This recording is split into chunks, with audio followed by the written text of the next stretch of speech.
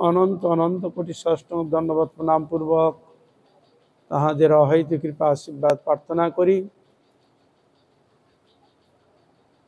परम पूजनीय वैष्णवबृंद उपस्थित सकल भक्तबृंद सकलेर चरणे अधमेर যথাযোগ্য দণ্ডবত প্রণতি জ্ঞাপন পূর্বক সকলে অহৈতুক কৃপা আশীর্বাদ প্রার্থনা করি।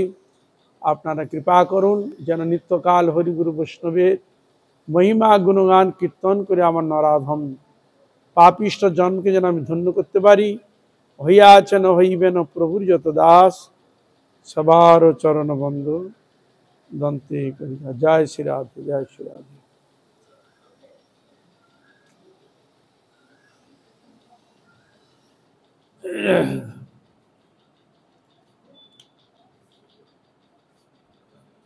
আজকে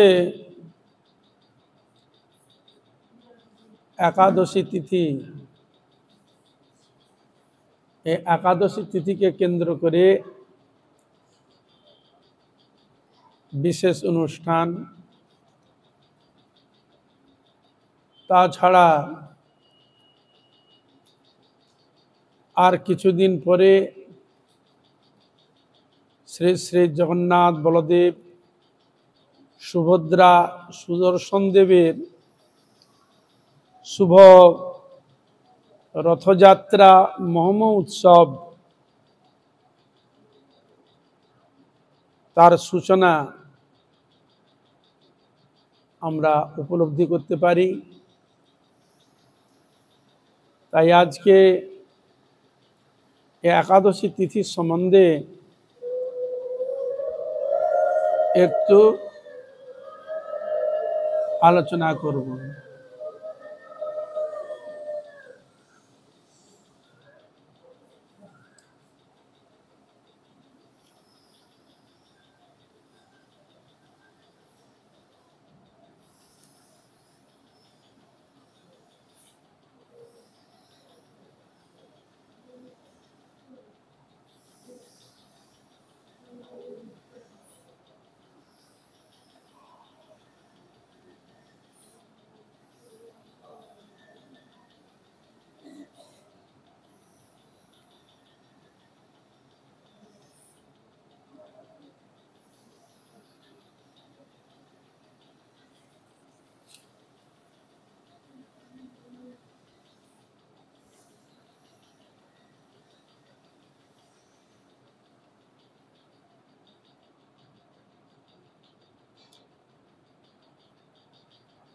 একাদশী তিথিতে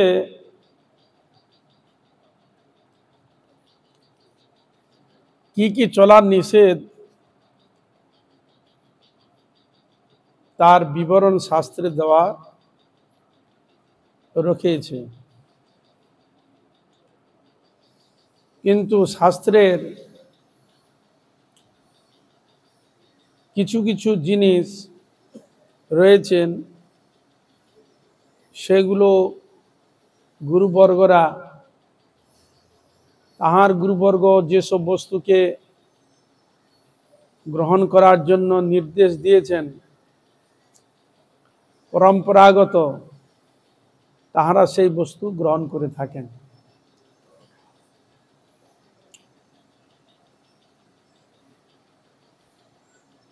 কিন্তু অনেক সময় অনেক ক্ষেত্রে অনেকে নানা রকম কথা বলে থাকেন যে শাস্ত্রে যা নেই ইনারা কোথা থেকে অধিক কিছু কথা বলে থাকেন।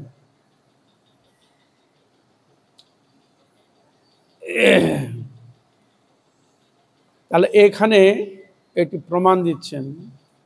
শ্যাম মাস মসুরাশ্চ ধান্য কদ্রব সরসপাহা জব গোধূম মুদগাস্য তিল কঙ্গু কলুথকাহা।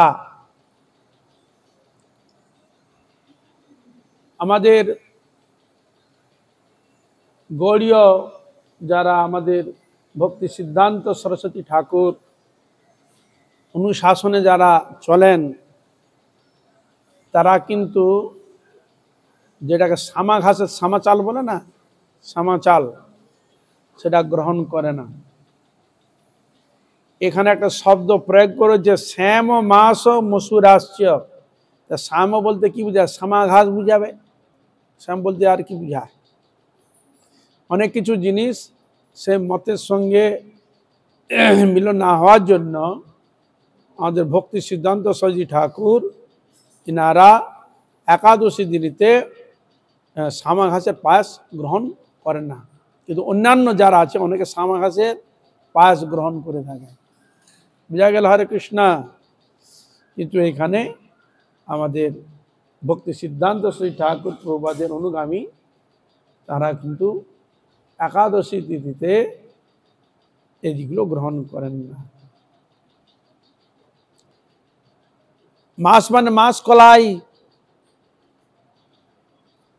মসুর ডাল, ধান্য, কদ্রু লাউ, সরষা, জব, গোধুম, মুগ, তিল, কঙ্গু, এরকম করে অনেকগুলো নাম দেওয়া আছে। এইসব জিনিসগুলো একাদশীতে নিষেধ করা আছে, চলে না। আবার তিলও বলা রয়েছে, ধান্নাতি কতি নিহ। আমাদের গুরুবর্গরা এক কথা বলে দিতেন একাদশীতে কি কি চলে না, তখন তারা বলে ধান, গম, তিল, জব, সরষে, রবি শস্য, ডাল, এগুলো এক কথায় বলে দিতেন। কেউ যদি প্রশ্ন করে একাদশীতে কি কি বস্তু চলে না, তখন ধান, গম, তিল, জব, সরষে, ডাল। ধান থেকে যা হয়, গম থেকে যা হয়, জব ওই একই ধরে পড়েছে, এই জন্য জব। এখানে ডাইরেক্ট জব শব্দ প্রয়োগ করেছে, এই যে জব একবার ডাইরেক্ট শব্দ বলেছে। এ শ্যাম বলতে শ্যামা ঘাস, এই জন্য একে প্রয়োগ করে। মাছ বলতে মাছ কলাই, মসুরাতে মসুর ডাল, মুগ ডাল, এসব হচ্ছে নিষেধ করেছে, তিল আদি।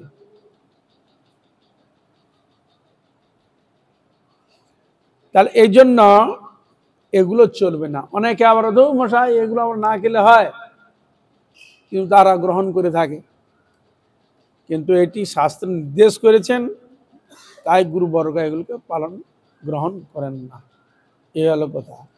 শাস্ত্রে যেটা নির্দেশ করবে সেটা যদি নিষেধ করে, সেটা যদি গ্রহণ যদি না করেন তাহলে বিপদ নেই, কিন্তু শাস্ত্র যেটা নিষেধ করেছে সেটাকে যদি তোমরা গ্রহণ করো সেটাতে খারাপ।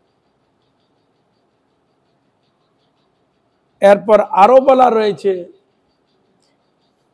আচার্যগণ কিছু কিছু জিনিস আবার তারা বিচার করেছে যে লঘু মানে খুব কম, আটা গুরু মানে পাপ বেশি, যেটা মানুষ চলতে পারবে না, কিছু কিছু জিনিস আছে সেগুলোকে একটু হালকা করে ধরিয়েছে, গ্রহণ করবে না। যেমন আমরা পাই, যেমন বিউলির ডাল, বিউলি আছে কিনা? বিউলির ডাল এই যে আমাদের যখন চাতুর্মাস্য ব্রত আরম্ভ হবে, ওইটা পুরো বর্জন, পুরো বর্জন, ওর সঙ্গে কোনো সম্পর্কই রাখে না। এরকম কিছু কিছু জিনিস আছে পুরো বর্জন করে দেয়।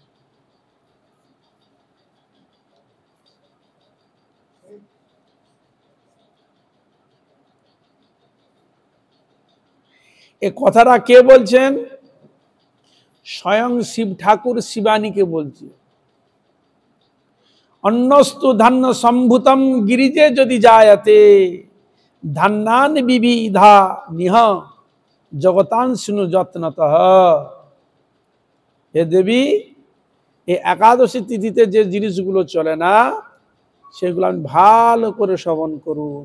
তখন এখানে বলছে শ্যাম, মাছ, মসুর, ধান্য, কদ্রু, সরষ, জব, গোধুম, মুগ, তিল, কঙ্গু, কোলথবা, আর অনেক কিছু জিনিস, কিন্তু সংক্ষেপে এইটুকু, আরো অনেক কিছু জিনিস আছে নিষেধ করেছে।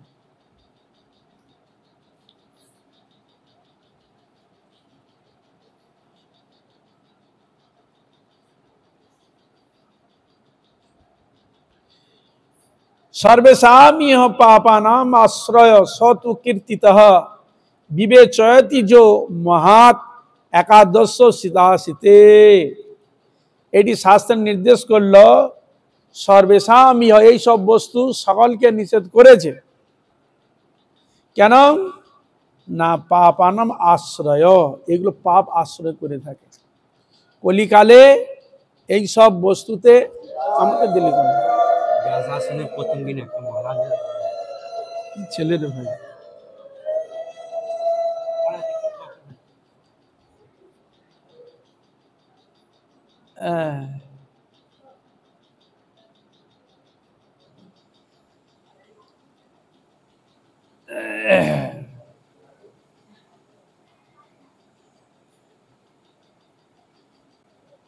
এটি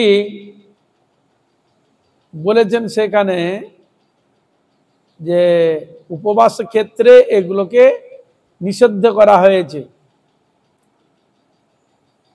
এগুলোকে গ্রহণ করিবে না। আবার একটি কথা আমরা জানতে পারি, এই শ্রাদ্ধকে কেন্দ্র করে অনেক সময় আমাদের দ্বিমত হয়। পিতৃ শ্রাদ্ধ অনেকে আবার একাদশী দিন পড়লেও করে, স্মার্ট ওরা করে কিনা, একাদশী পড়লেও সেদিন ওরা একাদশীতেও দিন ওরা করে। কিন্তু এখানে বর্ণন দিচ্ছে একাদশীতে নিষেধ। এই বলছে যে কুর্বন্তী মহিপাল শ্রাদ্ধন্তে একাদশী দিনে তরস্তে নরকং জানতি দাতা ভোক্তা পরে তকহ। এখানে বর্ণন দিচ্ছে যে কুর্বন্তী মহিপাল, যে মহিপাল পৃথিবীতে যিনি একাদশীতে কি করেন শ্রাদ্ধ করে না, শ্রাদ্ধ শান্তি করে না, যদি একাদশী দিনে যদি শ্রাদ্ধ করে তখন বলছেন তরান্তে নরকং জানতি, তাকে নরকে যেতে হবে। কারা? দাতা যিনি দিবেন, ভোক্তা যিনি ভক্ষণ করবেন, উভয় কই নরকে তাকে যেতে হবে, নরকে পরে তাকা এমন বলা হয়েছে শাস্ত্রে। তাহলে এই জন্য আমাদের গুরুবর্গরা একাদশী দিনে কোনোদিন ওই পিতৃ শ্রাদ্ধ হলেও করে না, দ্বাদশী তিথিতেই করে থাকে। শাস্ত্র যেখানে অনুশাসন দিয়েছেন, কিন্তু এই নিয়ে কত বিভিন্ন জায়গায় অনেক কিছু হয়ে থাকে।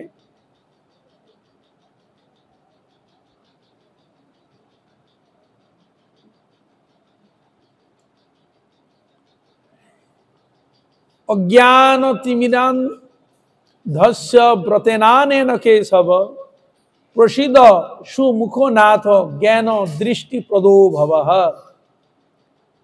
হে কেশব, আমি শূন্য হইয়া এই ব্রতর দ্বারা অজ্ঞান অন্ধকারে অন্ধ এই আমার প্রতি কৃত হন, আমাকে জ্ঞান দৃষ্টি প্রদান করুন। এই একাদশী ব্রত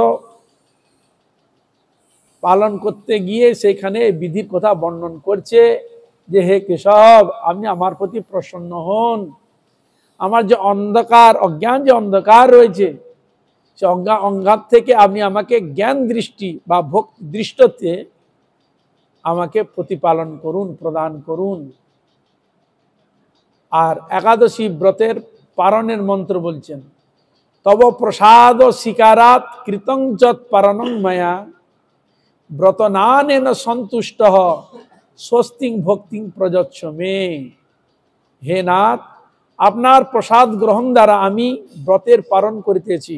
দেখুন আমি যে ব্রতের পালন করছি, ভগবান বলছে হে ভগবান, তোমার নিবেদিত প্রসাদ আমি গ্রহণ করে পালন করছি, এই ব্রত দ্বারা আপনি প্রসন্ন হইয়া স্বস্তি ও ভক্তি আমাকে প্রদান করুন, আপনি আমাকে ভক্তি ও সুখ শান্তি প্রদান করুন। এই রূপে হরিকে স্মরণ করিতে করিতে নির্দিষ্ট পালন সময়ে পালন করিতে হইবে। এতৎ প্রসঙ্গে স্কন্দ পুরাণে উক্ত আছে যে উপবাস করিয়া দ্বাদশীতে তুলসী সমন্বিত নৈবেদ্য ভক্ষণ করিলে কোটি পাপ বিনষ্ট হয়। স্কন্দ পুরাণে বলছে যে উপবাস করিয়া দ্বাদশীতে তুলসী সমন্বিত নৈবেদ্য ভক্ষণ করলে তুলসী সমন্বিত বা তুলসীকে সঙ্গে নিয়ে যদি গ্রহণ করে ভক্ষণ করে কোটি পাপ তার বিনষ্ট হয়। অনেকে আবার বলে আরে তুলসীকে গিলে খাবে, অনেকে আবার চিবাবে না। কত রকম কথা, কত রকম মানুষের কত রকম ভাবনা। তুলসী খাবে, গিলে খাবে, চিবাবে না। কত রকম কথা শুনি মাঝে মাঝে বলে। ওই ইউটিউব আছে তো মানুষকে প্রভাবিত করার জন্য নানা রকম শব্দ প্রয়োগ করে থাকে। আর এখানে বলছেন তুলসী সমন্বিত নৈবেদ্য ভক্ষণ করিলে কোটি পাপ বিনষ্ট হয়। এই কি পাখি না গিলে খাবে? গিলে কারা খায়? পাখি গিলে খায় না চিবিয়ে খায়? তাহলে তাহলে পাখি হতে হবে গিলে খাওয়ার জন্য। তো অনেকে মানে নানা রকম মত মানুষ এমন বিভ্রান্তি করে দেয়। এই জন্য বলবো যারা সদ্গুরু পদাশ্রয় করেছেন তাহাদের গুরুদেব যেভাবে নির্দেশ করেছেন সেই নির্দেশ বিধি অনুযায়ী চলবেন, তাহলে মঙ্গল। কিন্তু কে কি বলল, গুরুদেব যেটা বলেননি সেটাকে আপনি যদি মেনে করেন সেটা কিন্তু দোষ ঘাড়ে আপনার ঘাড়ে চড়বে, গুরু অবজ্ঞা হয়ে যাবে। বুঝা গেল? হ্যাঁ, আমার মঙ্গল কিসে হয় সেটি গুরুদেবই আমাকে সেই ভাবনা করে দেয়, যেটা নিতে পারবে আর মঙ্গল হবে। আর যদিও কিছু থাকে সেটা গুরুদেব তিনি বুঝেন, তিনি সেটা তার সাধন ভজনের দ্বারা তার ঠিক তার ব্যবস্থা করে নেবেন। কিন্তু কোন ঘোর সংকট উপস্থিত হইলে মন্ত্র জপ করিয়া হরির উদ্দেশ্যে উপবাস নিবেদন করিয়া জল দ্বারা পালন করাই কর্তব্য। কিন্তু কোন ঘোর যদি কোনো সংকট উপস্থিত হয় তাহলে কি করবে? মন্ত্র জপ করবে, হরির উদ্দেশ্যে উপবাস নিবেদন করে জল দ্বারা পালন করিবে। যার উপবাস থাকে মানে নির্জলা, জল গ্রহণ করেন না, তারা এইভাবে করবে। আর যারা করেন সে তো গ্রহণ করবে, এ বিষয়ে কোনো সন্দেহ নেই।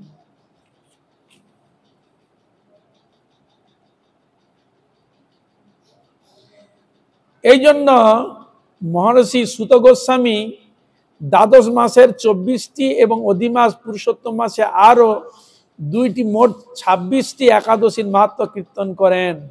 বুঝলেন?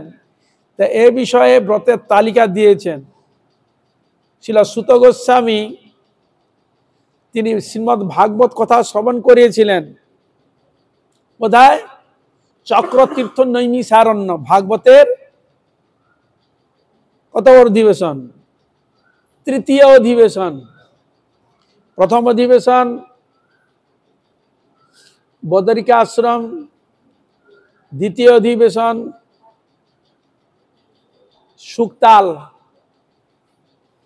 সুক্তালে, যেখানে পরীক্ষিত মহারাজকে শ্রবণ করেছেন সুখদেব গোস্বামী আর অন্যান্য ঋষিবৃন্দ।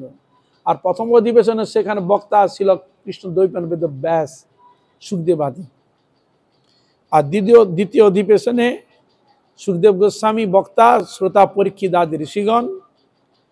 আর 3য় অধিবেশন হয় নৈমিষারণ্য চক্রতীর্থে, সেখানে বক্তা হচ্ছে সুত গোস্বামী আর শ্রোতা হচ্ছে সৌনকাদি ঋষিবৃন্দ। সেই সৌনকাদি ঋষিবৃন্দের কাছে এই একাদশীর সম্বন্ধে এই শব্দটি প্রয়োগ করছে। মহর্ষি সুত গোস্বামী দ্বাদশ মাসের 24টি একাদশী এবং অধিমাস বা পুরুষোত্তম মাস, এই 2টি মোট 26টি মাস রয়েছে। এ মাসকে বলা হয় অধিমাস। আর মার্তগণ কি মাস বলে? মল মাস। মিলেন? হরে কৃষ্ণ। শাস্ত্রীয় মাস হচ্ছে অধিমাস। অধি বলতে অধিক, একটা মাস হয়। আর আরেকটি নাম রয়েছে, তাকে কি বলা হয়?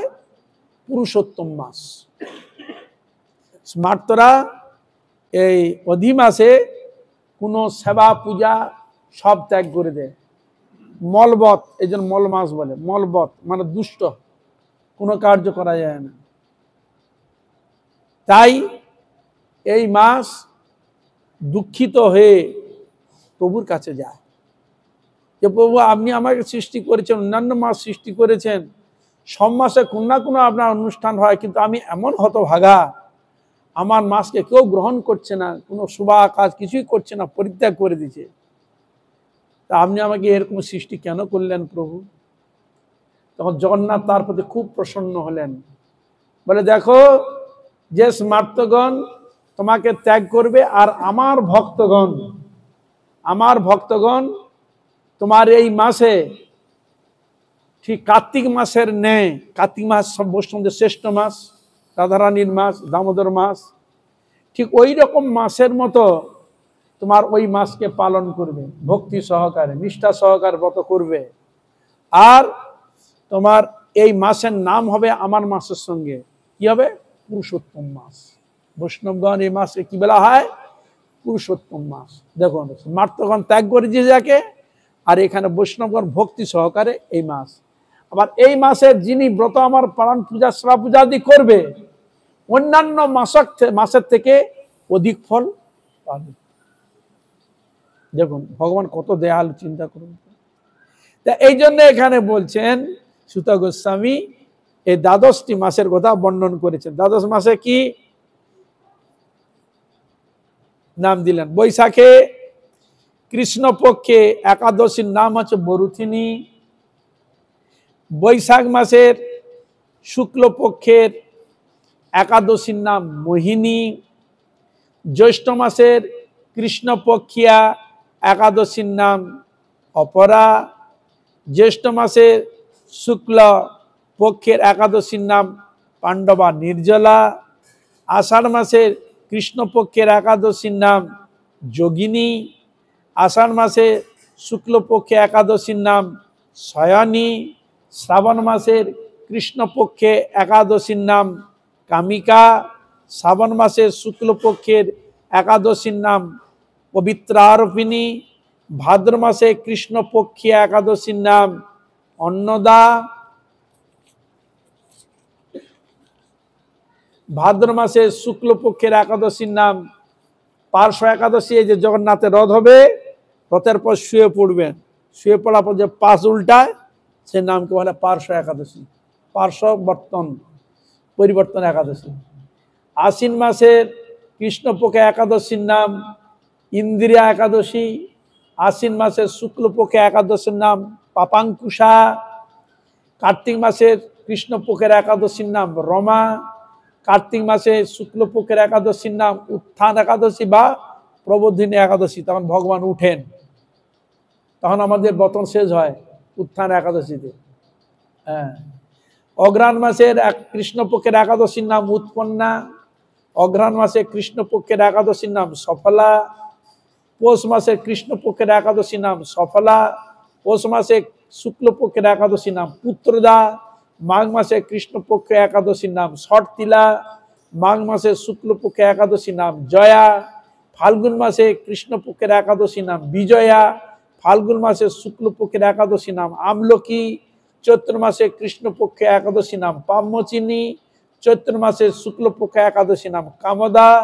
পুরুষোত্তম বা অধিমাস কৃষ্ণপক্ষে একাদশীর নাম কমলা। আর পুরুষোত্তম বা অধিমাস শুক্লপক্ষে হলো কামদা। সেটা শুক্লপক্ষীয় হতে পারে বা কৃষ্ণপক্ষীয় হতে পারে। এখানে দুটি বোঝাচ্ছে, যদি শুক্ল কৃষ্ণপক্ষ পড়ে তাহলে সে প্রথম একাদশীর নাম পড়বে কমলা, আর যদি অধিমাসে শুক্লপক্ষে হয় তার নাম হবে কামদা। তার প্রত্যেকটি মাসে দুটো করে একাদশী, এক শুক্লপক্ষিয়া এক কৃষ্ণপক্ষিয়া। তা এই কথাগুলো ছিল সুত গোস্বামী পাদ সুন্দরভাবে বর্ণন করে দেখালেন যে এই মাস ভগবান শ্রীকৃষ্ণের প্রীতির উদ্দেশ্যে ব্রত পালন আদি করলে ভগবান তার প্রতি সন্তুষ্ট হন। শুধু সন্তুষ্ট হন না, সন্তুষ্ট তো হনই, এই একাদশী ব্রতকারী ব্যক্তিকে সর্বপাপ, সর্ব অপরাধ, সর্বদোষ থেকে মুক্ত করে ভগবান তার চরণ বৈকুণ্ঠ গোলক বৃন্দাবনে তাকে স্থান দেন। এই জন্য একাদশীর এত মাহাত্ম। কিন্তু দুর্ভাগ্যের বিষয়, একাদশীর এত মহাত্মা হলেও কোন মানে বহু শিষ্যধারী আচার্য রয়েছে অনেকে, তারা আবার এই ব্রতের বহু মানন করেন না। এইটাই দুঃখের বিষয়। তারা বলে আমি তো ভজন করি, কিন্তু আগে একটা সেখানে বলা ছিল যে কেউ বলবে আমি কৃষ্ণের ভজন না করে একাদশী ব্রত করবো, সেখানে কৃষ্ণ বললেন তোমাকেও একাদশী ব্রত পালন করতে হবে, কৃষ্ণের আদেশ। বললাম তো হরি ভজন করি, কৃষ্ণ ভজন করি, রাধা ভজন করি, আমি ব্রত কেন করব? বলে না, তুমি কার উদ্দেশ্যে করবে? কৃষ্ণের উদ্দেশ্যে। তুমি ভজন করছো কার পিতার্থে? রাধা গোবিন্দের পিতার্থে। তা একাদশীর আদেশটা কার? ভগবানের পিতার্থে। তার ভগবান যেটা বলবে অন্য তুমি করবে, এটা করবে না, এটা তো নিয়ম না। শাস্ত্রের অনুশাসন তো মানতে হবে নাকি? সে যত বড় আচার্য হোক না কেন, শাস্ত্র অনুশাসন যদি না মানে, তাহলে সে আচার্য তার পিছনে তার শাস্ত্রে যেগুলো আছে তাকে তো প্রতিবাদ করবে। বোঝা গেল? এমন হতে হবে শাস্ত্রের যথার্থ, সেখানে প্রতিবাদের কোনো প্রশ্নই থাকবে না। এরকম হয়ে থাকে।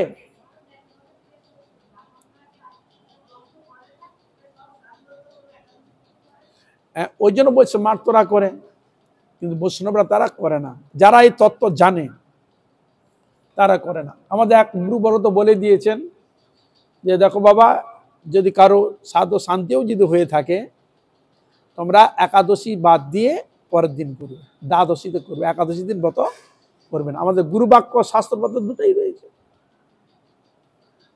অনুকূলে। এই জন্য শাস্ত্রটি এমন, সেও দেখাচ্ছে, দেখো এখানে লেখা আছে, সেও দেখাচ্ছে। কিন্তু এই জন্য শাস্ত্র যেতে কাটে আসতে কাটে। শাখারির করাত খুব ধার, যেতে কাটে আসতে কাটে। এই জন্য শাস্ত্রটি এমন জিনিস, খুব বিচার বিবেচনা করে আচার্য তাকে যেইভাবে পরিচালনা করবেন তিনি সেইভাবে হবে। বুঝা গেল?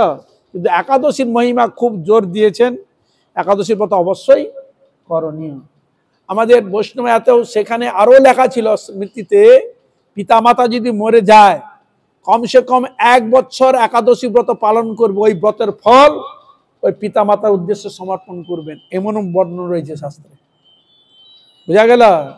পিতামাতা দেহ রেখে দিলে, তার সাধ্য শান্তি করলেও 1 বছর একাদশী ব্রত পালন করবে, এই ব্রতর ফল তাকে দান করবে। এমনও শাস্ত্রে প্রমাণ পাওয়া গেছে, পিতামাতা দেহ রেখে যে সাধ্য শান্তি আদি করেছেন, কিন্তু তিনি মুক্ত হননি। হরে কৃষ্ণ, মুক্ত তিনি হননি। তখন সেখানে বললেন যে তুমি একাদশী ব্রত পালন করো, ওই একাদশী ব্রতের ফল তোমার পিতৃকুলের উদ্দেশ্যে সমর্পণ করো, তবে সে উদ্ধার হয়ে যাবে। এমনও একাদশীর মাহাত্ম্য বর্ণন রয়েছে, এমনও বর্ণন রয়েছে সেখানে। এই জন্য সেখানে এই বিধিগুলো দেওয়া রয়েছে। কিন্তু কলিকাল তো এটা মানে না, মানে এখানে না হওয়ার কিছুই নয়। কলিকালে সব হবে, অন্যান্য যুগে যা হয়নি সব হবে, এটা আশ্চর্য হওয়ার কোনো কথা নয়। যে লেখা আছে মান্য না কেন, এটা কোনো কথা নয়। কলিকালে সব হবে। যে যতটা সেরকম মহা সৌভাগ্যবান, সেরকম সদাচার্য সদ্গুরু পাবে, সেই তার আনুগত্যের থেকে সেইভাবে সে শুদ্ধভাবে ভজন করবে। আর যদি সেরকম যে জগা খিচুড়ি যদি হয়, তাহলে সে সেইভাবে করবে। গ্রামে গঞ্জে তো দেখা যায় একাদশী ব্রত পালন করে, কি খেয়ে করে? রুটি, ছক্কা, পরোটা, কচুরি, বুটের ডাল, ভালো মন্দ করে বলে আমরা একাদশী। এইগুলো হতো গ্রামের দিকে। যখন ছিল ভক্তি সিদ্ধান্ত ঠাকুর প্রভুপাদের দ্বারা তাদের পরিকর জন্য গ্রামে গঞ্জে বিভিন্ন জায়গায় যখন প্রচারে গেলেন, তখন তাদের কাছে শুনলো যে এইভাবে লেখা আছে, তখন ধীরে ধীরে মানে অনেকটা শুদ্ধভাবে এসেছে। কেউ ফল মূল, কেউ জল আদিকে করছে। নাহলে আগে বেশিরভাগ এরকম আটা, রুটি, পরোটা, কচুরি এইসব জিনিস খেয়ে তারা ব্রত করত। আর যখন বৈষ্ণবগঞ্জ যখন যেতেন, আমাদের নবদ্বীপ থেকে যারা যেত, তখন ওই যারা গ্রামের যেসব আচার্যগণ আছে, এরকম যারা করে না ঠিক মতো, ওদের শিষ্যদের বলে দিত, বলে ওইখানে যাবি না। বলে দেখি এরা কি করে যাই, দেখি তো কেন যায় না, কেন নিষেধ করে, দেখি ওরা কি বলে, দেখি না, আমাদের ঠিক না ওনাদের ঠিক। যখন ধীরে ধীরে যখন শাস্ত্র শুনলো, তখন ওদিকে ধরে দিয়ে শাস্ত্র প্রমাণ দিচ্ছে, আপনারা করেন না কেন? বুঝলেন? এরকম অনেক বাধা বিপত্তি হলো, বা ধীরে ধীরে ওরাও করতে আরম্ভ করেছে। এমনকি ঠাকুর বাড়িতে ঠাকুর আছে, সবাও ঠিক মতো করতো না। বুঝলেন, সারাদিন একবারে কোনো রকম বল তুলসী দিয়ে চলে যেত, আর ঠাকুরের সেবা করতো না। কিন্তু যখন আমাদের গৌড়ীয় সান্নিধ্যে যারা এলেন, তারা ঠাকুরের সেবা 5 বার নিত্য সেবা, ভোরে উঠে আরতি করে, ভগবানের সেবা দেয়, মানে যতটা পারে করে। কিন্তু ওরা কিছুই করতো না, শুধু দুপুরে গিয়ে একটু কোনো ঘন্টা বাজিয়ে খেয়ে দিয়ে শুয়ে পড়তো, ঠিক মতো করতো না। যখন ধীরে ধীরে যখন গৌরী বৈষ্ণবগণ আমাদের যখন গেল, তখন মশাই এরা 3 বার ঠাকুরের সেবা করছে, তোমার তো একবার করে কিছু করো না, আমাদের কিছু বলো না। তখন চাপে পড়ে তখন তারা ধীরে ধীরে ধীরে ধীরে অনেকটা তারা এসেছে, অনেকটা এসেছে। বুঝা গেল? হরে কৃষ্ণ। হ্যাঁ, আজকে একাদশীর নাম কি কে বলতে পারে? হ্যাঁ, মোহিনী, রোহিণী, যোগিনী। আচ্ছা, তাহলে আমরা এখন যোগিনী একাদশীর সম্বন্ধে আলোচনা করব, যেহেতু সময় কম। যাই হোক, অনেক প্রসঙ্গ রয়েছে শাস্ত্রে, বহু কিছু রয়েছে, সে সবগুলো আলোচনা প্রয়োজন বোধ করি না কেন। আমাদের যারা আসে প্রায় ওনারাই আসেন, যারা নতুন নতুন আসছেন তারা করার চেষ্টা করবেন। দেখছেন আপনারা, বললে আমাদের অবশ্যই ভালো হবে, একাদশী ব্রত পালন করার চেষ্টা করবেন। যোগিনী একাদশী, মহারাজ যুধিষ্ঠির বললেন, শ্রীমদ্ ভগবদ গীতায় যেন প্রশ্ন করেছেন অর্জুন কৃষ্ণকে, প্রশ্ন উত্তর দিচ্ছেন। আর একাদশী ব্রত যুধিষ্ঠির মহারাজ কৃষ্ণকে প্রশ্ন করছেন, আর কৃষ্ণই একাদশী সম্বন্ধে কথাটা বলছেন। তাহলে আর গুরুত্ব কতটা চিন্তা করুন, এই জন্য তো বৈষ্ণবের গুরুত্ব দেয়। মহারাজ যুধিষ্ঠির বললেন, হে বাসুদেব, আষাঢ় মাসের কৃষ্ণপক্ষিয়া একাদশীর মাহাত্ম্য কৃপাপূর্বক বর্ণন করুন। এখন কি মাস চলছে? আষাঢ় মাস। আচ্ছা, পক্ষ কি চলছে? কৃষ্ণপক্ষ। তাহলে আমরা মিলে গেছে, দেখলাম আষাঢ় মাস কৃষ্ণপক্ষ চলছে। আর ব্রতটা একাদশীর নাম কি? যোগিনী। তাহলে আমরা পেয়ে গেলাম, একাদশী পেয়ে গেলাম, মাস পেয়ে গেলাম, আর পক্ষ পেয়ে গেলাম। শ্রীকৃষ্ণ বলিলেন, হে রাজন, সর্বপাপ নাশক ও মুক্তিপ্রদায়ী উভয় ব্রতের কথা বলিতেছি, শ্রবণ করুন। সর্বপাপ নাশক। এখন আমাদের একটা গন্ডগোল কি হয়েছে, বেশিরভাগ শোনা যায় যখন একাদশীর ব্রত বা হরি ভজনের যখন কথা বলা হয়, তখন আমরা হরি যারা পাপ করেছে তারা হরি নাম টাম করবে, কি বলে? হরে কৃষ্ণ। যারা পাপ টাপ করেছে, পাপ খানের জন্য, আমরা তো পাপ করি না, তো আমরা করবো কেন? হ্যাঁ, যারা পাপ টাপ করেছে তারা ওই হরি নাম করে, হরি ভজন করে পাপকে খালান করার জন্য। আমরা পাপ করি না, আমরা করবো কেন? কি হরে কৃষ্ণ? হ্যাঁ, সত্যি কি আমরা পাপ করিনি? যদি পাপ যদি না করতাম, তাহলে মনুষ্য জন্ম হয়ে ভগবান আর পাঠাতেন না এখানে, এটা জেনে রাখুন। যদি পাপ যদি না করতাম, এই জন্ম তো আপনি করেননি, দেখছেন ছোট থেকে কিছু করিনি, তাহলে ভগবান পাঠালেন কেন? পাপটা করেছ, এখন মনুষ্য জন্ম পাঠিয়েছি, মনুষ্য জন্ম হরি ভজন করতে পারবে, হরি আরাধনা করতে পারবে, আমার সেবা করে পাপ টাপ থেকে সম্পূর্ণ সংশোধন হয়ে আমার কাছে ফিরে এসো, তখন ভগবান পাঠালেন।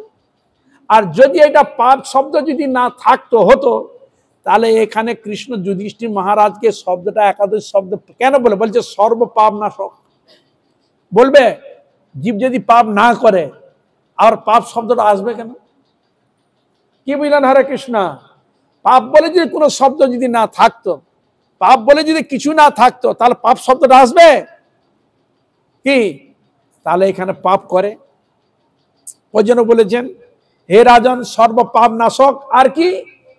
মুক্তিপ্রদ। মুক্তি কখন হবে? পাপ থাকলে মুক্তি হবে? পাপ থাকলে হরিভজন করার ইচ্ছা হবে না।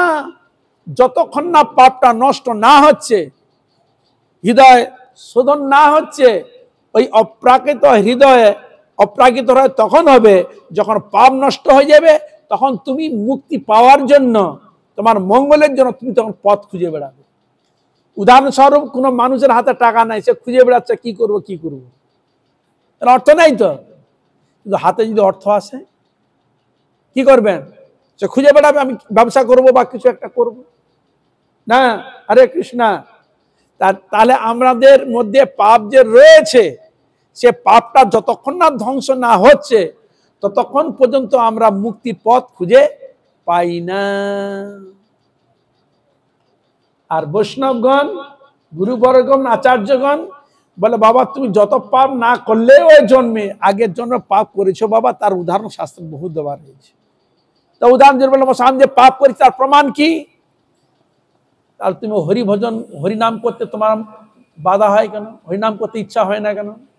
কি হরে কৃষ্ণা, তুমি যদি পাপ করো নাই স্বীকার করলাম, তাহলে হরিনাম করতে তোমার ইচ্ছা হয় না কেন? যার হৃদয়ের মধ্যে পাপ থাকবে না, সে হরি ভজন করতে, হরি আরাধনা করতে তার বাধা সৃষ্টি হবে না। তার হরিনাম করতে ইচ্ছা হবে, হরি ভজন করতে ইচ্ছা হবে, ভগবত সেবা করতে ইচ্ছা হবে, ভগবানের নিজে হাতে সেবা করতে তার ইচ্ছা হবে। আমি নিজে তো রান্না করে ছেলে মেয়েকে খাওয়াই, স্বামী স্ত্রী সবাইকে খাওয়াই, আমি নিজে হাতে রান্না করে গোবিন্দকে খাওয়াবো, সেবা দেবো, আর গোবিন্দের নিবেদিত প্রসাদ সকলকে দেবো। কি হরে কৃষ্ণা, একটা জীবন তো আমরা কাটিয়ে এসছি, তা এই জীবনটা তার করার ইচ্ছা জাগবে কিনা? তা জাগে না কেন? পাপ করেছি বলেই, পাপ ভিতরে পাপ বাসা করে আছে বলে এই জন্য হরিনাম করতে ইচ্ছা হয় না। মহাজন বাক্য কি বলে? ওরে মন রুচি নহে কেন কৃষ্ণ নাম, তবে জানি পূর্ব জন্মে আছে কত পাপ কর্মে, তে লাগি বিধাতা তোরে বাম। ওরে মন রুচি নহে কেন কৃষ্ণ নাম, পদকর্তা বলছে তবে জানি পূর্ব জন্মে আছে কত পাপ কর্ম। তার পাপ শব্দ খুঁজে পেলেন তো? এই জন্মে তো আপনি করেননি বলছেন, কিন্তু পূর্বজন্ম তুমি করে এসছো বাবা। এই জন্য মনুষ্য জন্ম পাঠিয়ে দিয়েছে, সব পুণ্য তুমি মুক্তি হতে পারবো হরি আরাধনার দ্বারা মনুষ্য জন্ম। এই জন্য বলছেন মুক্তিপ্রদ এই উত্তম ব্রতের কথা বলিতেছি। তাহলে পাপ নষ্ট হবে, তুমি মুক্তি পাওয়ার রাস্তা পেয়ে যাবে, সেটা তুমি শ্রবণ করো। আষাঢ় মাসে কৃষ্ণপক্ষী একাদশী যোগিনী নামে বিখ্যাত, মহাপাতকনাশিনী এই তিথি ভবসাগরে পতিত মানবগণের উদ্ধারের একমাত্র নৌকা স্বরূপ। একমাত্র নৌকা। আপনি জলে পড়ে গেছেন, অবলম্বন পাচ্ছেন না, কিন্তু কেউ যদি আপনাকে অবলম্বন একটা নৌকা দেয়, আপনি নৌকা উঠে গেলেন, বেঁচে গেলেন না। তাহলে কলিকালের মধ্যে সর্বশ্রেষ্ঠ ব্রত হচ্ছে একাদশী। আমার কথা নয়, চৈতন্য মহাপ্রভু এই একাদশী কথা বলতে গিয়ে তিনি বলছেন সর্বব্রত শিরোমণি শ্রীহরি বাসর জানি। একাদশীর এক নাম হরিবাসর, ভক্তি জননী, বুঝা গেল? হরে কৃষ্ণের অনেক নাম রয়েছে।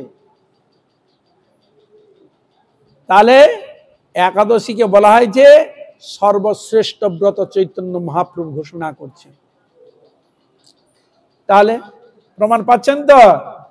তাহলে এই জন্য বলছেন ব্রতকারীগণের পক্ষে সর্বশ্রেষ্ঠ ব্রত বলিয়া যত প্রকার ব্রত রয়েছে সর্বশ্রেষ্ঠ ব্রত বলা হয়েছে একাদশী ব্রত।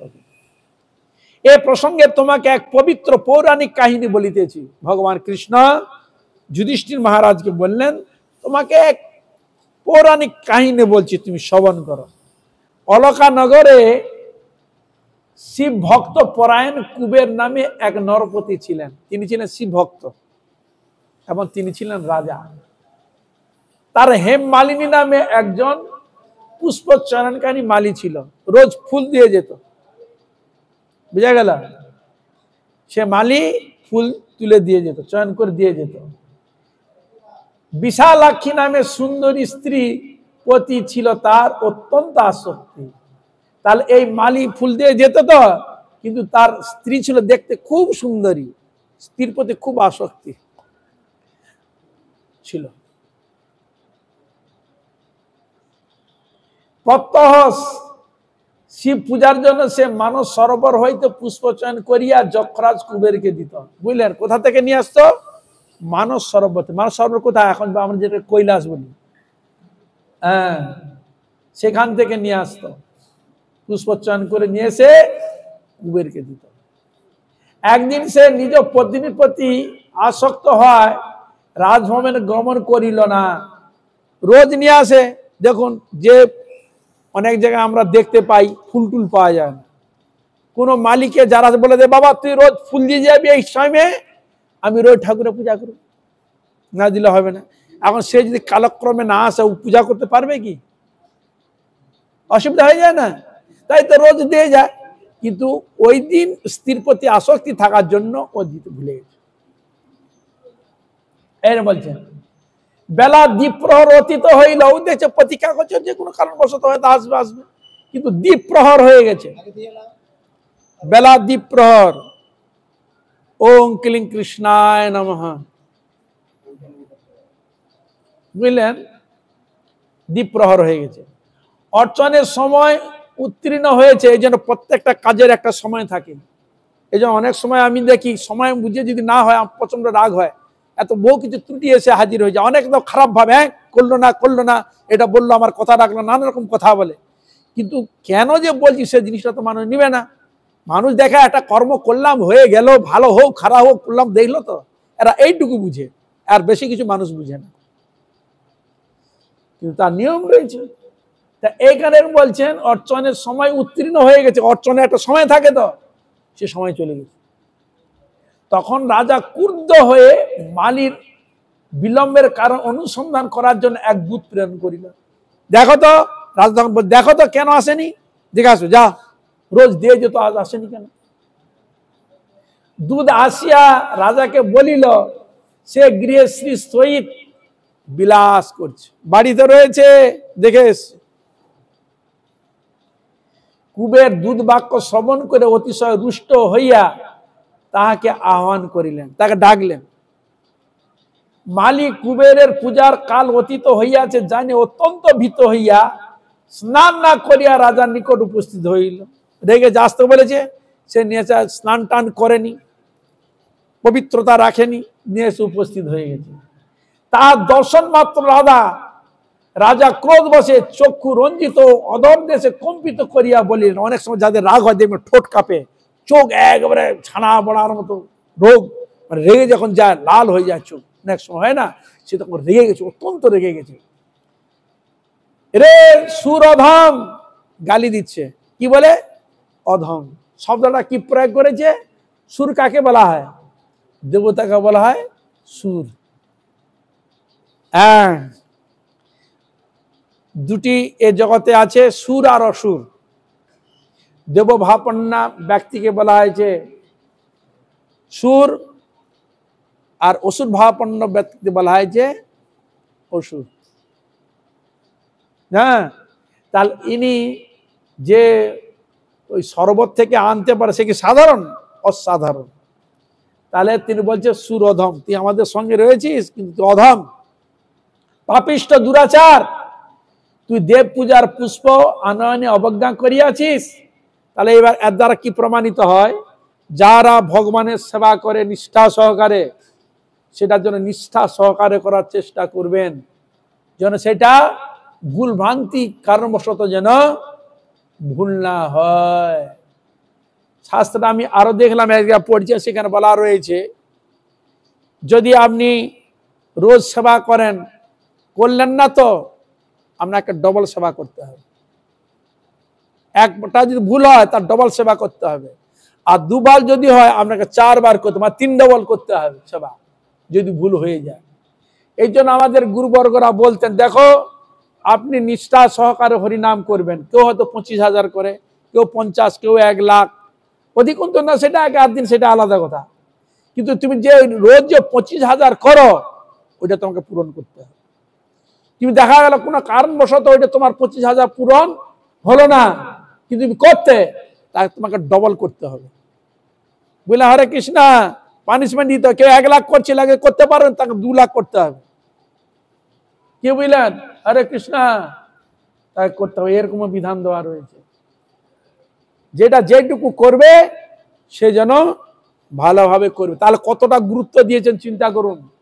হরি ভজনে হরি, আপনারা ভাববেন না যে আমরা কোনো সাধারণ সময় নষ্ট করে দিচ্ছি, করছি সে করছি না। যারা সদ্গুরু গ্রহণ করেছেন সকলের চরণে আমার কোটি কোটি নমস্কার। আপনার মহাভাগ্যবান, মহাপুণ্যবান, মহাসুকৃতিবান, আপনারা সেটাকে যথাযথভাবে রাখার চেষ্টা করবেন, বললে অবশ্য আপনাদের মঙ্গল হবে, সে কোনো সন্দেহ নেই। তাই সেটা গুরুত্ব দিয়েছে, তাকে বকাবকি করতে লাগলেন। শীঘ্র পত্নী সহ সগর হইতে দূর হ ও শ্বেত প্রভৃতি 10 প্রকার কুষ্ঠ রোগে দুঃসহ যন্ত্রণা ভোগ কর। এই জন্য মানুষের যে রোগ হয় জানবে সেটা পূর্বজন্মের কোনো দোষ ত্রুটির দ্বারা হয়। তাই এই জন্য এখানে প্রমাণ করেছে যে এই অপরাধের জন্য স্বামী এবং স্ত্রীর কি হয়ে গেল, শ্বেত কুষ্ঠ আছে। কত প্রকার? 10 প্রকার, 18 প্রকার কুষ্ঠ রয়েছে। কুষ্ঠ রোগে দুঃসহ যন্ত্রণা ভোগ কর, অভিশাপ দিয়ে দিলেন। কি ছিল?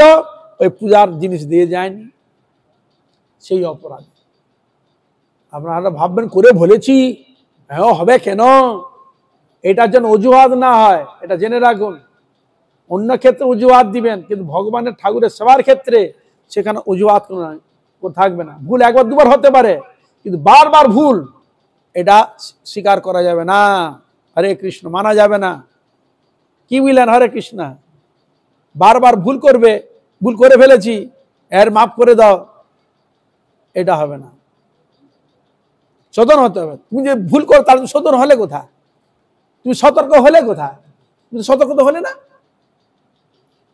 এই জন্য সেটা ক্ষেত্রে বারবার যেন ভুল না হয়, সতর্ক হতে হবে। এই জন্য তাকে কুষ্ঠ রোগী দিয়ে বললেন এই যন্ত্রণা ভোগ কর। তারা আমাদের শরীরের মধ্যে যত প্রকার হয়, কোনো না কোনো জন্মে কোনো না কোনো কিছু করেছি, এই জন্য গায়ে নানা প্রকার ঘুষ, পেঁচড়া, শারীরিক, মানসিক কত রকম দোষে দুষ্টের মধ্যে পড়তে হয়। একজন দায়ীকে আমি পূর্বপুরুষ জন্ম করেছি, জানি না তো, সেগুলো আমার মধ্যে থেকে গেছে, সেগুলো আমাকে ব্যথা দেয়। এই জন্য বলছে তবে জানি পূর্ব জন্মে আছে কত পাপ কর্মে। এই যে বলছে তবে জানি পূর্ব জন্মে আছে কত পাপ কর্মে, সে লাগি বিধাতা তোর। এই জন্য সাধন ভজনের বাধা কেন আছে? পূর্ব জন্মে এমন কিছু করে এসছি, সেই জন্য সাধন ভজনে বাধা এসে উপস্থিত হয়। এটা যদি আপনি সৎসঙ্গে জানতে পারেন, তাহলে আমি যখন করে এসছি এটা আমাকে ভোগ স্বীকার করে নিতেই হবে, তাহলে আপনি মেনে নেবেন। যদি না মানবো না, হবে কেন, কেন হবে, তাহলে এটা আপনার ক্ষতি হবে, আপনার লাভ কোনোদিন হবে না। তাহলে ভুল তো করেছি, এ ভুল থেকে যাতে আমি শুধরিয়ে নিতে পারি, দুঃখ কষ্ট থাকবে, এ থেকে আমাদের শুধরাতে হবে, এ থেকে সংশোধন হতে হবে, এই থেকে আমাদের উঠতে হবে। এই জগৎটা আছে দুঃখময় জগৎ, এখানে ভালো না। শাস্ত্র বলছে দুঃখময়, দুঃখ জলধৌ। এই সংসার আছে দুঃখের জায়গা, এখানে সুখ নাই। এই দুঃখ থেকেই উঠতে হবে, সুখ খুঁজতে হবে, ভালো চেষ্টা করার চেষ্টা কর, তবে হবে। কুবের এই অভিশাপে হেমমালী পত্নীর সহিত স্বর্গভ্রষ্ট হইয়া দীর্ঘকাল যাবৎ কুষ্ঠরোগ ভোগ করিতে লাগিল। স্বর্গলোক থেকে চ্যুত হয়ে চলে এলো। এই জন্য আমরাও চ্যুত হয়ে এসেছি। আগে ছিলাম কোথায়? বৈকুণ্ঠে ছিলাম। স্বরূপে সবার হয় গোলকের স্থিতি, আমাদের গোলক বৃন্দাবনে আমরা ছিলাম, সেখান থেকে চ্যুত হয়ে এখানে এসেছি। অনেকজনই ভ্রমণ করেছি, ভগবান মনুষ্য জন্ম দিল, যা তোদের কিছু করেছিস, তোদের মনুষ্য জন্ম দিলাম, সুযোগ দিলাম, এই সুযোগটাকে তো হেলায় ফেলা হারাস না। যদি হারিয়ে দেন আবার অন্য ইতর জনিতে চলে যেতে হবে। এই জন্য সতর্ক করছে, বারবার সতর্ক করছে যে সব জন্ম সব ক্ষেত্রে পাওয়া যায়, অন্যান্য ইতর জন্ম সব জন্মে পাওয়া যাবে, কিন্তু মনুষ্য জন্ম বারবার পাওয়া যায় না। বিদায় গৌর প্রেমানন্দ। কীট পতঙ্গ, সাপ, ব্যাং থেকে আরম্ভ করে গাধা, ছাগল, ভেড়া, বাঘ, সিংহ, হাতি, এরকম পরপর অনেক জন্ম পাওয়া যাবে, কিন্তু মনুষ্য জন্ম সহজে পাওয়া যায় না। এই জন্য শাস্ত্র দুর্লভ মনুষ্য জন্ম পাইয়া সংসারে কৃষ্ণ না ভজিলেন দুঃখ কহিব কাহারে। কি বললেন? দুর্লভ মনুষ্য জন্ম পাইয়া সংসারে কৃষ্ণ না ভজিলেন দুঃখ কহিব কাহারে।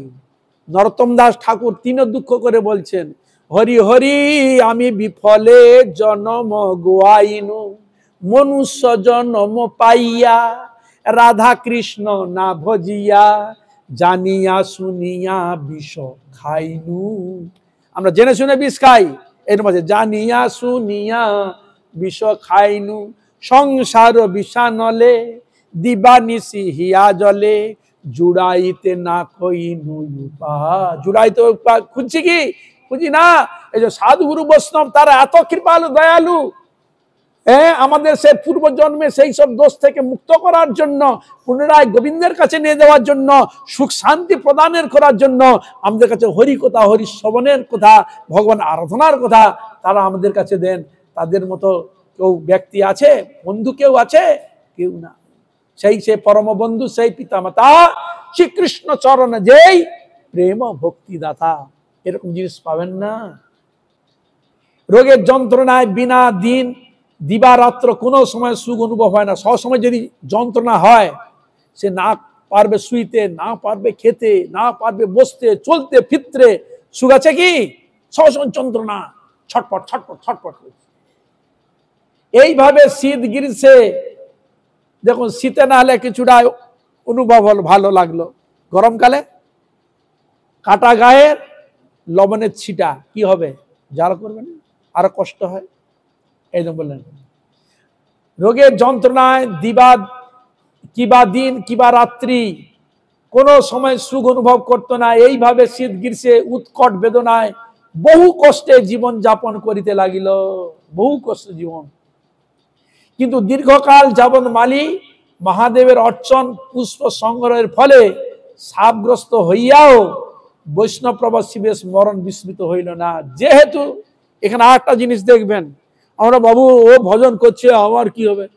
যিনি হরি ভজন করছে, হরি আরাধনা করছেন, কেউ যদি তুলসী তুলে তাকে হেল্প করে, কেউ যদি ফুল বা মালা খেতে হেল্প করে, তিনিও ভগবানের কৃপা পাবেন। বুঝা গেল? আমরা বলি এগুলো করবে কেন? এত পাবে কৃপা, এটা জেনে রাখুন।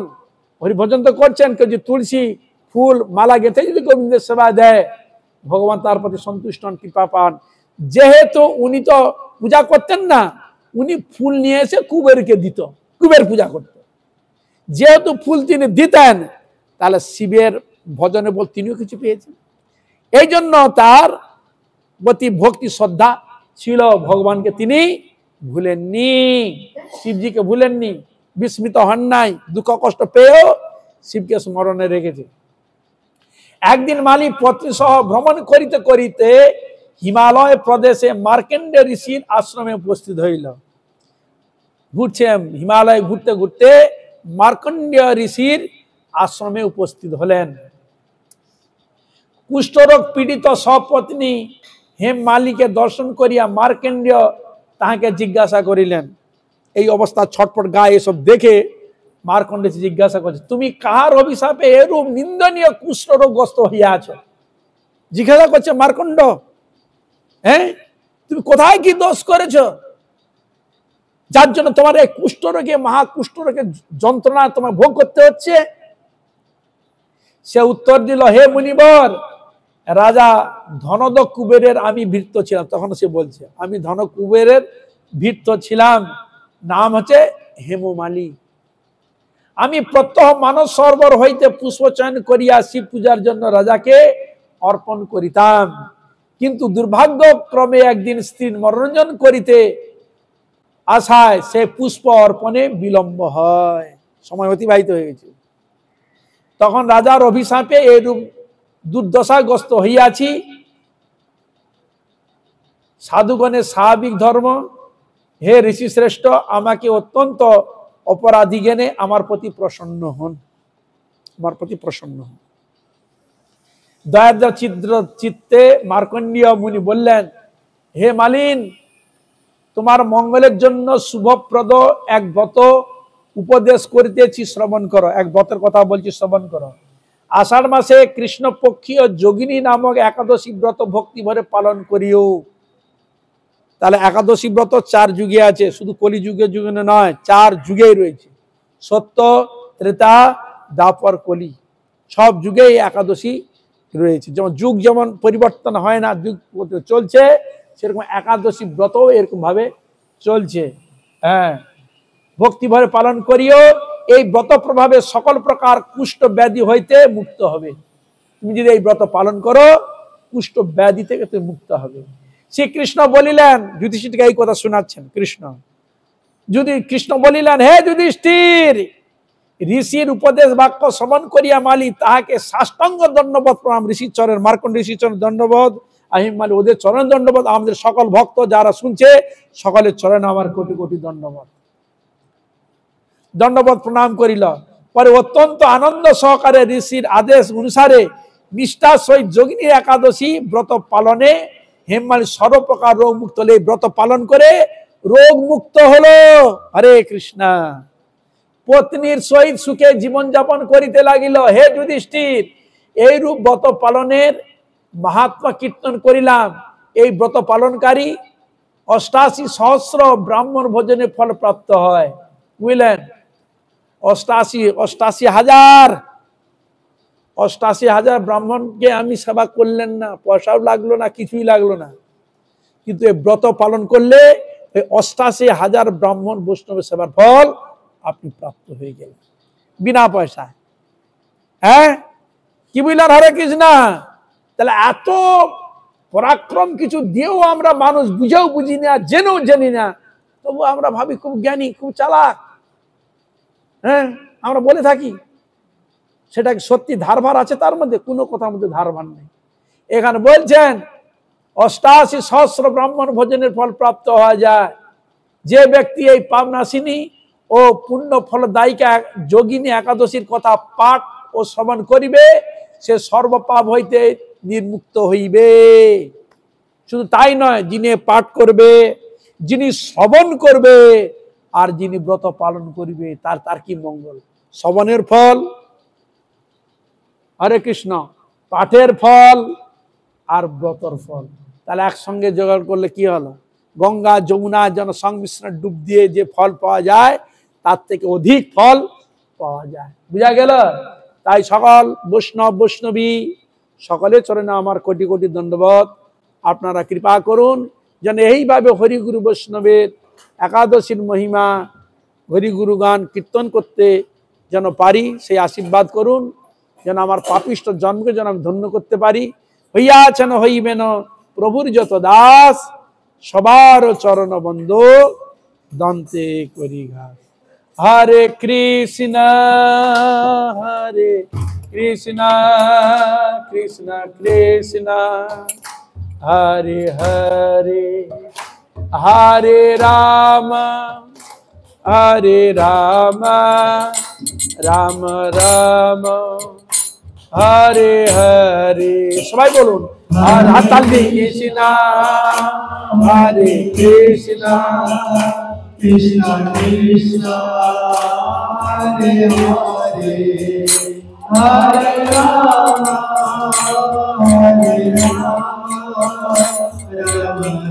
রাম রাম হরে হরে। হরে কৃষ্ণ হরে কৃষ্ণ কৃষ্ণ কৃষ্ণ হরে হরে, হরে রাম রাম রাম হরে হরে। হরে কৃষ্ণ কৃষ্ণ কৃষ্ণ হরে হরে, হরে রাম রাম রাম হরে হরে। বলো হরে কৃষ্ণ কৃষ্ণ কৃষ্ণ হরে হরে, হরে রাম রাম রাম হরে হরে। হরে কৃষ্ণ কৃষ্ণ কৃষ্ণ হরে হরে, হরে রাম রাম হরে হরি বল হরি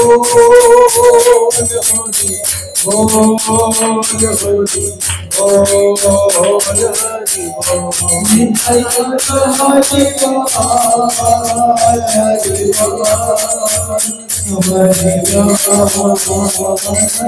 বল, হরি নিতাই গৌর হরি বল হরি বল হরি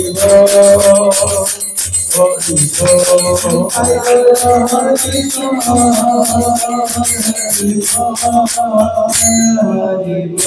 নিতাই গৌর প্রেমানন্দে হরি হরি মার উলুধ্বনি দেন জোর করে নিতাই গৌর প্রেমানন্দে